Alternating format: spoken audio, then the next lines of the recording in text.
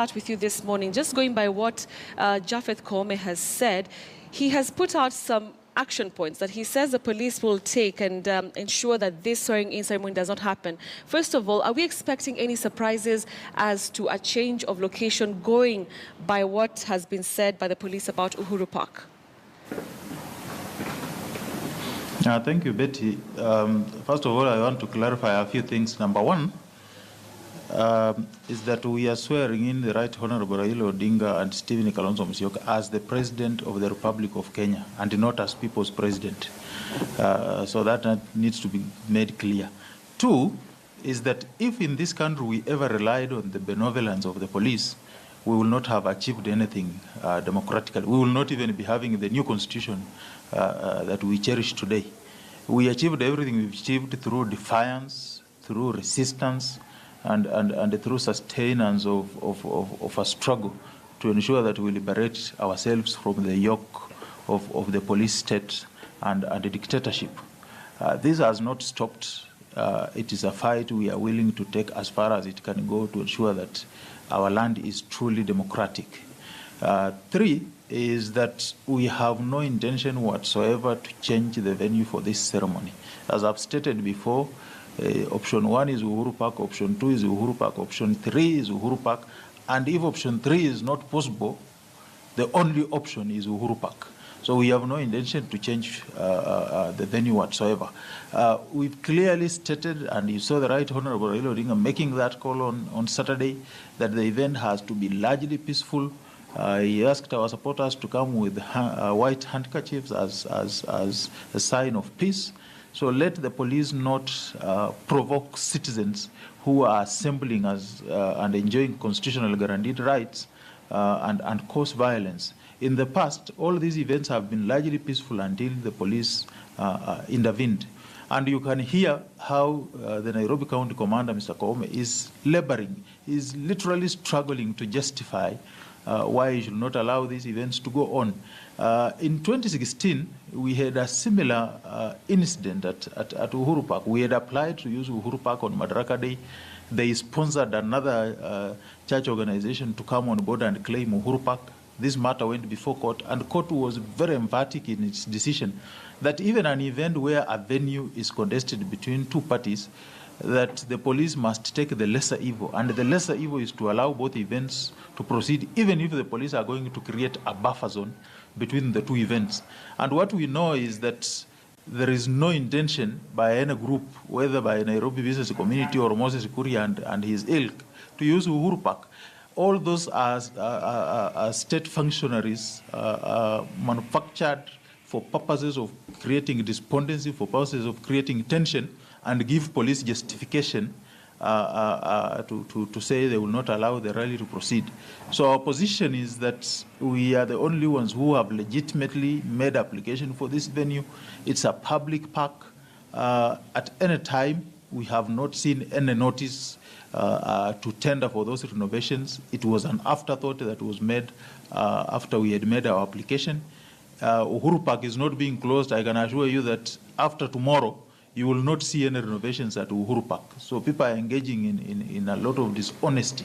And the best thing they should do is we will only want to use Uhuru Park for a maximum of 3 to 5 hours. And then we can leave the park to them. So we have no intention to change the venue, Betty. Right. Norman, there is information, that the police, another option that they're looking at is detaining NASA leaders at undisclosed locations so that this does not happen. I want you to answer that. And even as you answer that, you've mentioned that there's no surprise in changing of location. But just going by what we've seen before, anytime that we have either a NASA rally or even the time that Raila Odinga had come from abroad, this, as much as, we want these things to be peaceful, at the end of the day, you have chaos in the city center. What is it? I mean, this is going to be a different way to do it. I mean, are we expecting the same results from the past incidences we've had? I'll start with your last question, Betty.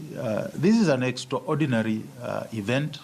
It has not happened in this country before. And I can assure you that the level of preparation and mobilization that has been done, perhaps it will take 500,000 police officers to climb down on such a gathering. we expect our supporters to turn up in their numbers. And as I've stated before, that tomorrow will be a triumph of the people against the police state. So for the best thing that the police can do to this country is to ensure that they provide security to the event. It's a calling they have under the Constitution. And even under our current Constitution, police are supposed to be non-partisan. They are supposed to be apolitical. They are supposed to provide security to Kenyans on a need-to-be basis. As it is now, Mr. Koome is pandering on the whims of Jubilee, is being partisan, is acting in contravention of the Constitution. So the best he can do to this country is to provide security. And if he thinks it's too much for him to provide security, we have no challenge with our people being peaceful and conducting a peaceful event. They can stay away and watch the event on TV. They don't need to harm and interfere. But the solemn duty they have under the law is to, in a non-partisan manner, in a purely a political manner, to come and provide security. With regard to your first question, there is no known law in this land that provides for preventive detention, where you put people under house arrest. All those who are archaic laws that were done away with the day we gave ourselves the new constitution. So it's an action the police may contemplate, but it is not supported by the law. But we know that the regime under Uhuru is capable of anything. They enforce the constitution when it suits them, and they breach it when it's convenient to them. But there is no legal regime known to sustain such an action.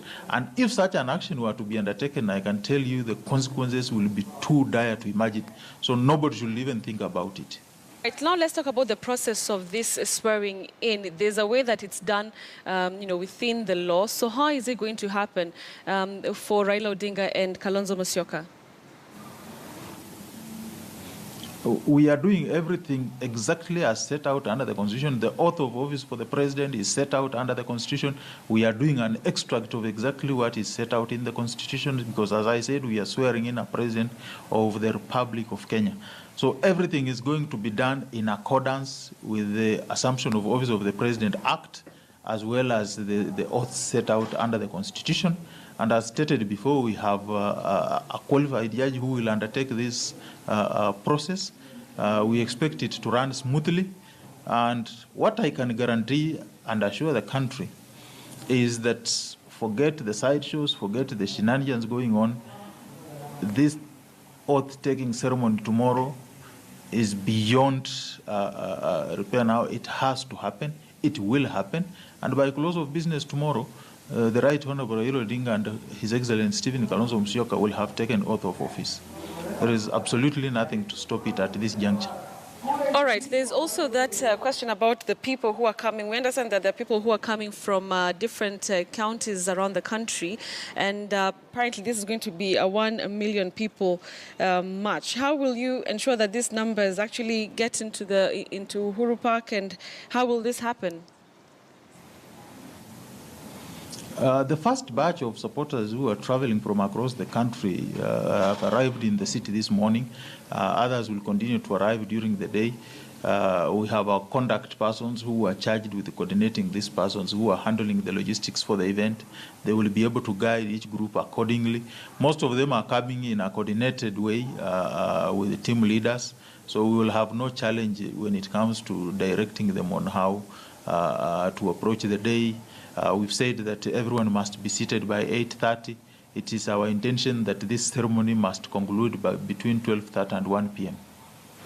Right. Thank you very much, Norman Magai. They're speaking to us. He's the NASA Chief Executive, just breaking it down. What